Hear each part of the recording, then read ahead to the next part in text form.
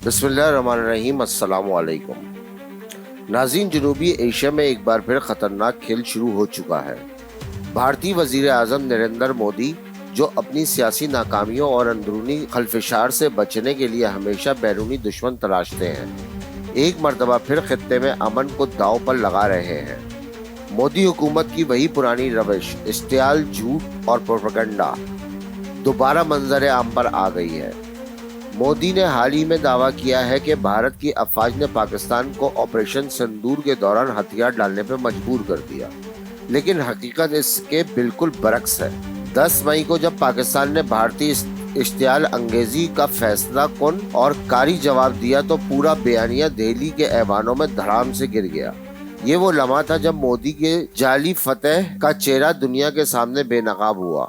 असल में भारत ने जंग बंदी की अपील की थी और ऑपरेशन बंद हुआ भारत की दरख्वास्त पर, ना कि पाकिस्तान के किसी सरेंडर पर। ये वही झूठा बयानिया है जिस पर मोदी सरकार अपनी अंदरूनी सियासत चलाती है और अपने वोटरों को जाली दुश्मन दिखाकर वोट बटोरती है।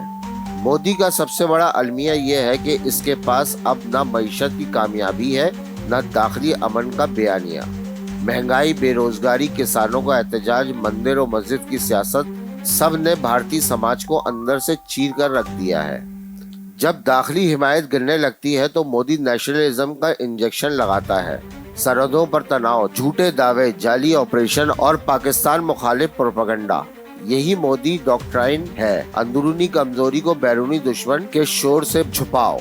नाज़रीन, अब दुनिया भी मोदी का चेहरा पहचान चुकी है। कनाडा, अमेरिका और ऑस्ट्रेलिया जैसे ममालिक भी भारतीय एजेंसी रॉ के हाथ दहशतगर्दाना कार्रवाइयों में रंगे जा चुके हैं। कैनेडियन वजीर आजम जस्टिन ट्रूडो खुद ये कह चुके हैं कि भारतीय रियासत ने दूसरे मुल्क में टारगेट किलिंग करवाई। ये वो मुकाम है जहां एक मुल्क दहशतगर्द रियासत की सफ में आ जाता है। अमेरिका में भी भारतीय मदाखलत के सबूत FIA के हाथ लग चुके हैं। ये सब जाहिर करता है कि भारत अब सिर्फ खित्ते का नहीं बल्कि आलमी अमन का भी खतरा बनता जा रहा है। पाकिस्तान हमेशा अमन का दाई रहा है, लेकिन अमन की ख्वाहिश कमजोरी नहीं होती। पाकिस्तान की तारीख गवाह है कि जब भी भारत ने जारियत की कोशिश की, पाकिस्तान ने मुंह तोड़ जवाब दिया। चाहे 1965 हो, 71 हो या बालाकोट का वाकया, हर बार भारत को रुसवाई हुई। अब भी पाकिस्तानी कौम और अक़वाम मुकम्मल तैयार है। अगर भारत ये समझता है कि वो पाकिस्तान को दबाव में ला सकता है तो ये उसकी तबाहकुन गलतफहमी है। पाकिस्तान की खामोशी तहम्मुल की अलामत है, कमजोरी नहीं। और अगर दिल्ली के हुक्मरानों ने इस तहम्मुल को कमजोरी समझा तो जवाब गुफ्तगू नहीं बल्कि कारी ज़र्ब होगा।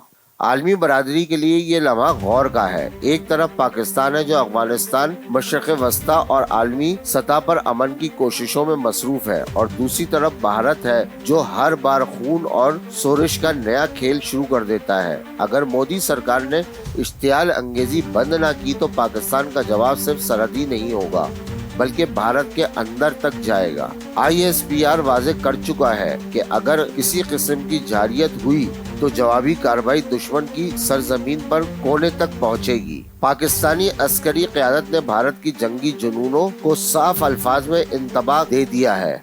अगर भारत ने किसी मिलिट्री एडवेंचर की कोशिश की तो ये इसकी आखिरी मुहिम जोई साबित हो सकती है, क्योंकि अब पाकिस्तान के पास न सिर्फ रिवायती ताकत है बल्कि जदीद टेक्नोलॉजी, ड्रोन्स, J-10C और लॉन्ग रेंज सिस्टम्स भी मुकम्मल तैयार हैं। पाकिस्तान ने साफ कहा, अगर हमें नक्शे से मिटाने की बात की गई तो मिटने का अमल बाहमी होगा। ये अल्फाज किसी धमकी नहीं, एक हकीकत का ऐलान है। पाकिस्तान अब माजी की तरह दिफाई बयानिया नहीं अपनाएगा। ये नया पाकिस्तान अपने दुश्मन को सरहद से आगे रोकने की सलाहियत रखता है, मगर साथ ही पाकिस्तान ने एक बार फिर अमन की कोशिश की है कि अगर भारत वाकई इस्तेहकाम चाहता है तो इसे कश्मीर के मसले के हल से आगाज करना होगा, क्योंकि कश्मीर के बगैर अमन का कोई फ्रेमवर्क मुकम्मल नहीं। नाज़रीन, मोदी हुकूमत का झूठ प्रोपेगेंडा और झूठी फतूहात का शोर अब दुनिया नहीं मानती। पाकिस्तान का मौक़िफ़ वाज़े है, अमन के ख्वाहां हैं, मगर जारियत के जवाब में खामोश नहीं रहेंगे। अगर भारत ने आग से खेलने की कोशिश की तो वो आग सिर्फ सरहद पार नहीं, खुद दिल्ली तक पहुंचेगी।